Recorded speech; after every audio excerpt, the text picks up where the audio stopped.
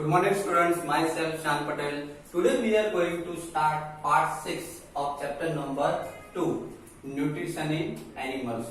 जैसे कि बच्चों हमारा चैप्टर नंबर 2 चलता है nutrition in animals. Nutrition in animals में अब तक हम 1 to 5 पार्ट में बहुत ही इंटरेस्टिंग जो टॉपिक्स जो है हमारा न्यूट्रिशन के बारे में एनिमल्स के अंदर एनिमल्स में न्यूट्रिशन प्रोसेस किस तरीके से होती है उसके बारे में हमने डिस्कस किया। ओके, पार्ट 1 में हमने एनिमल न्यूट्रिशन के बारे में डिस्कस किया था कि एनिमल्स जो है डिफरेंट एनिमल्स जो है डिफरेंट वेज से अपना फूड ईटिंग कर सकते हैं। क्लियर? ओके, उसके बाद में हमने सेकंड पार्ट में डाइजेशन के बारे में डिस्कस किया था कि हम जो फूड ईटिंग करते हैं वो कॉम्प्लेक्स फॉर्म में होता है। हम जो फूड ईटिंग करते हैं वो कॉम्प्लेक्स फॉर्म में होता है। उसको हम चुइंग करते हैं, हमारे माउथ के अंदर टीथ होते हैं, उसको हम चुइंग करते हैं। चुइंग के थ्रू वो बाद में जब वो डाइजेस्ट सिंपलर फॉर्म में कन्वर्ट हो जाता है। ओके, इसी प्रोसेस को डाइजेशन कहा जाता है। जो कॉम्प्लेक्स फूड को जो सिंपलेस्ट सब्सटेंस में कन्वर्ट करने की ये जो प्रोसेस जो है उसको डाइजेशन कहा है। तो डाइजेशन के बारे में हमने समझा और डाइजेशन में मैंने आपको कुछ ये फूड जो है हमारा किस तरीके से डाइजेस्ट होता है उसके मैंने आपको 6 टेस्ट बताए थे, 6 कंपार्टमेंट्स बताए थे।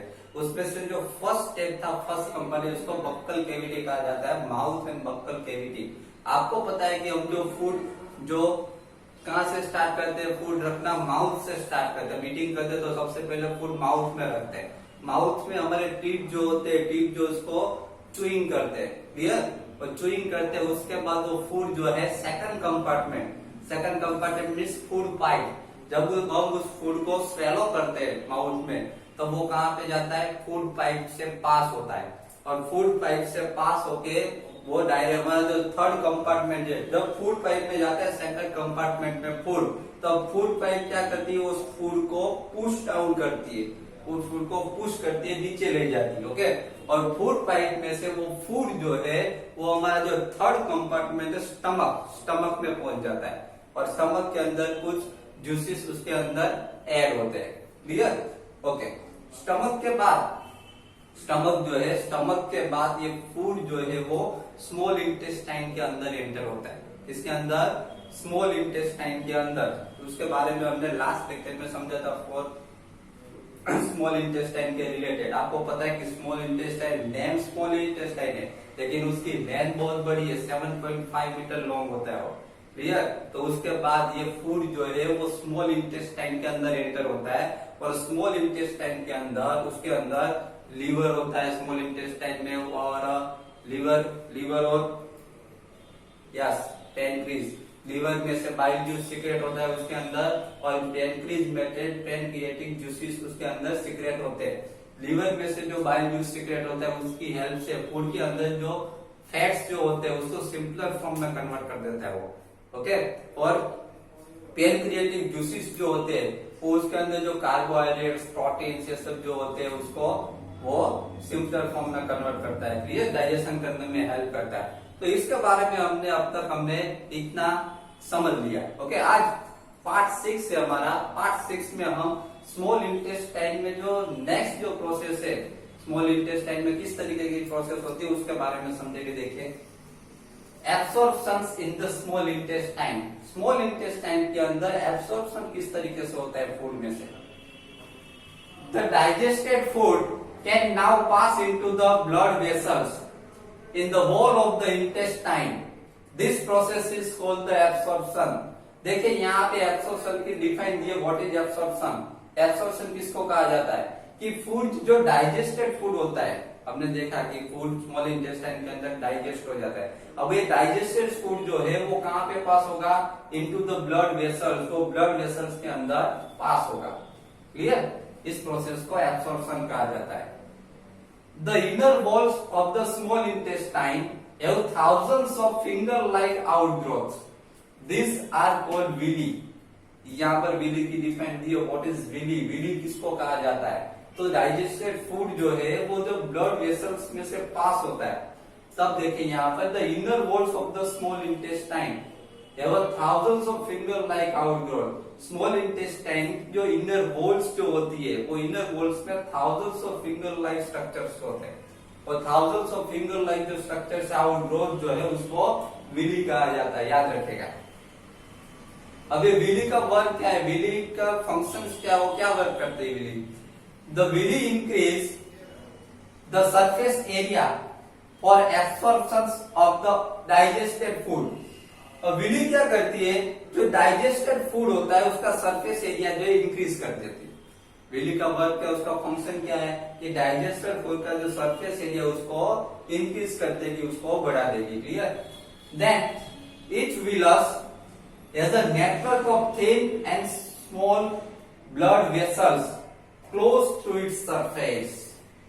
देखिए each villus, हर एक विलस में एक नेटवर्क होता है, thin and small blood vessels का नेटवर्क होता है जिसमें से ब्लड पास होता है ब्लड वेसल्स में too close to its surface, तो उसकी सरफेस के बहुत ही क्लोज होता है। The surface of the villi absorb the digested food materials.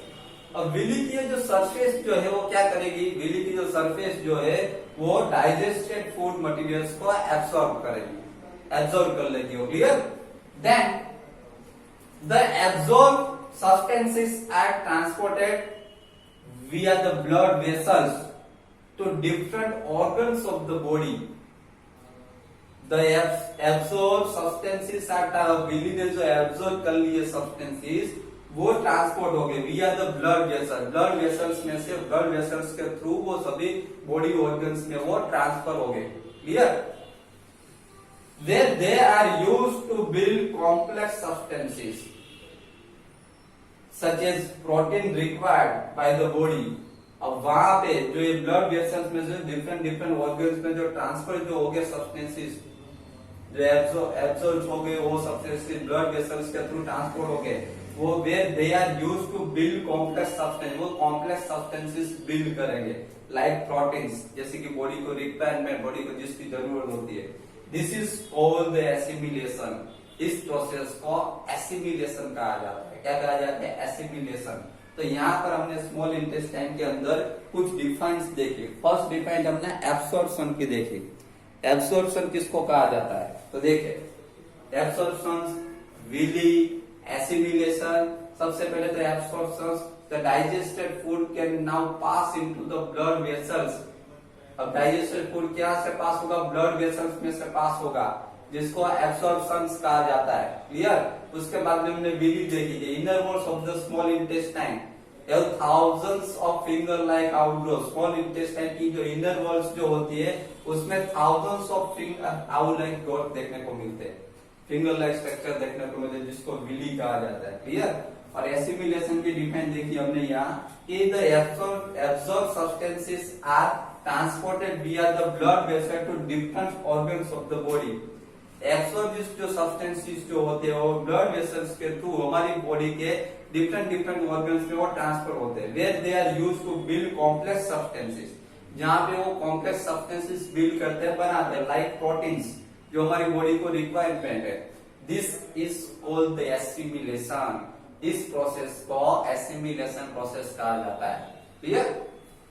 Okay, now in the cells glucose breaks down with the help of oxygen into carbon dioxide and water and energy is released।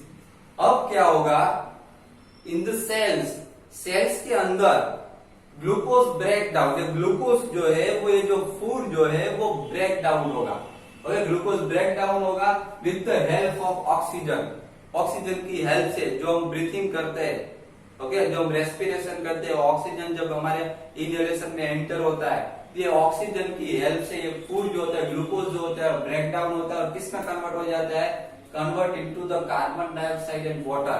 Carbon dioxide और water में convert हो जाता है, जो digested हो चुका है वैसे फूड की बात हो रही है। एंड एनर्जी इज रिलीज, और एनर्जी रिलीज होती है। Clear?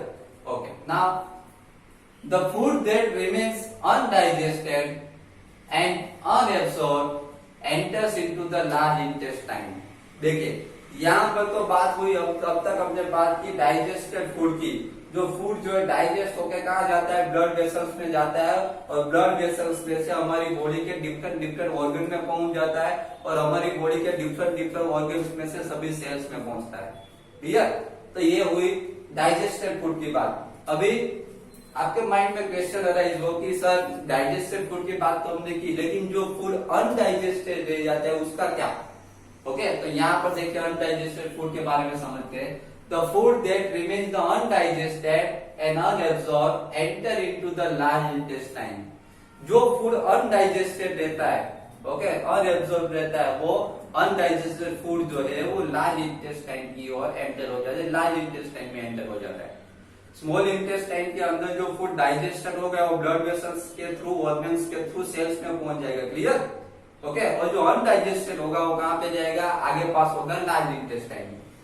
Then now the fifth compartment is large intestine. अभी हम लार्ज इंटेस्टाइन के बारे में स्टडी करेंगे कि जो फूड जो है जो अनडाइजेस्ट रहता है वो लार्ज इंटेस्टाइन के अंदर एंटर हो जाता है। अब ये लार्ज इंटेस्टाइन देखिए। The large intestine is wider and shorter than small intestine. It is about 1.5 metre in length. देखिए यहाँ पर बताया गया कि लार्ज इंटेस्टाइन जो होता है वो वाइडर और शॉर्टर होता है। स्मॉल इंटेस्टाइन की कंपैरिजन में वाइडर एंड शॉर्टर होता है। उसकी लेंथ जो है 1.5 मीटर की होती है, याद रखिएगा। Its function is to absorb water and some salts from the undigested food materials. अब लार्ज इंटेस्टाइन का वर्क क्या, उसका फंक्शन क्या है? तो जो फूड अनडाइजेस्टेड होता है उसमें से वो वाटर एंड सोल्ट जो है वो एब्सॉर्ब कर लेता है। लार्ज इंटेस्टाइन का वर्क क्या होता है कि जो फूड अनडाइजेस्टेड होता है उसके अंदर से क्या करता है, वो वाटर एंड सोल्ट जो है एब्सॉर्ब कर लेगा। Clear? Then the remaining waste passes into the rectum and remains there as semi solid faeces. देखिए यहाँ पर ऐसा बताया कि रिमेनिंग जो वेस्ट जो होता है वाटर एंड सॉल्ट को एब्सॉर्ब करने के बाद जो रिमेनिंग जो वेस्ट जो होता है वो पासिस होता है, रेक्टम में पास होता है। Remaining there is solid form, और सॉलिड फॉर्म में रहता है। The fecal matter is removed through the anus from time to time. This is called the ejection. अब जो फेकल मैटर जो है मीन जो हमारे किसी काम का ही नहीं है, वो फेकल मैटर जो है वो एनस के through time to time remove हो जाता है। Clear? This is called egestion. इस प्रोसेस को इजेशन कहा जाता है। क्या कहा जाता है? इस प्रोसेस को इजेशन कहा जाता है। क्लियर?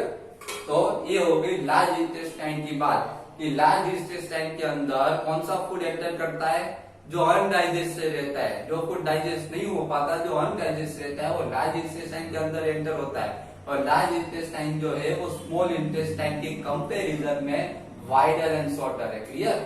और उसकी लेंथ भी यहाँ पर दिखाई है। देखो उसकी लेंथ जो है वो 1.5 मीटर की लेंथ है।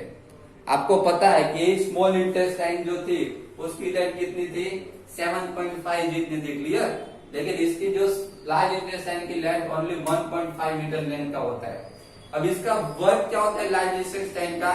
तो जो अनडाइजेस्टेड फूड होता है उसके अंदर से वाटर एंड सोल्ट जो है एब्सॉर्ब कर लेता है। अनडाइजेस्टेड फूड में से वाटर एंड सोल्ट एब्सॉर्ब करने के बाद जो वेस्ट मटेरियल बचता है वो वेस्ट मटेरियल जो है वो टाइम टू टाइम एनस के थ्रू वो रिमूव हो जाता है। इस प्रोसेस को इजेशन कहा जाता है। क्लियर?